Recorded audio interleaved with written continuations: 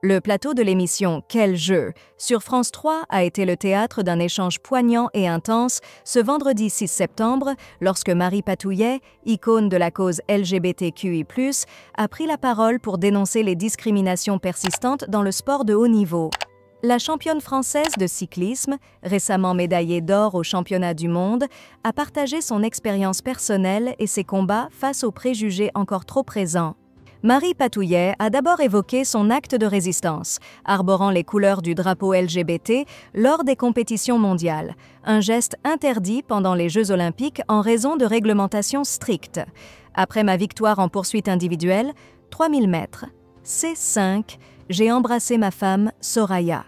C'était pour rendre visible cette lutte contre les discriminations, contre l'homophobie, la transphobie, a-t-elle déclaré avec émotion. Ces préjugés sont encore trop enracinés dans le sport de haut niveau. Il est temps de déconstruire ces mentalités, a-t-elle ajouté avec détermination. Mais ce n'est pas seulement l'homophobie que Marie Patouillet dénonce. Son engagement s'étend également à la lutte contre le sexisme dans le sport. La championne a rappelé la situation difficile des femmes lors des Jeux olympiques de Tokyo, déplorant le manque d'égalité de conditions pour atteindre les performances. Il y avait du sexisme, un manque d'environnement de performance égale, a-t-elle souligné, faisant écho aux expériences vécues par d'autres femmes sportives. Léa Salamé, elle aussi engagée dans la lutte contre le sexisme, a alors exprimé sa peine face à un tragique féminicide qui a secoué le monde du sport.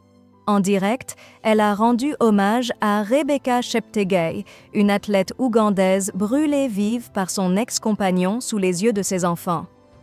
Encore un féminicide, a déploré Salamé, visiblement émue. Cet échange a également permis de rappeler que le sexisme dépasse les frontières du sport. En 2020, Léa Salamé avait déjà confié avoir été victime de sexisme en début de carrière dans le journalisme. Elle avait raconté comment un dirigeant de chaîne lui avait déclaré sans détour « Les femmes journalistes, soit elles sentent le savon Palmolive et on a envie de se réveiller avec elles le matin, soit elles sont sexy et on a envie de passer la nuit avec elles. » Des propos choquants qui illustrent bien les discriminations que les femmes continuent de subir dans de nombreux milieux professionnels. La soirée s'est conclue sur un message d'espoir et de lutte, rappelant l'urgence de continuer à combattre toutes les formes de discrimination et de sexisme dans le sport comme ailleurs. Il faut que cela change, ont insisté Marie Patouillet et Léa Salamé, déterminées à ne plus laisser ces injustices impunies.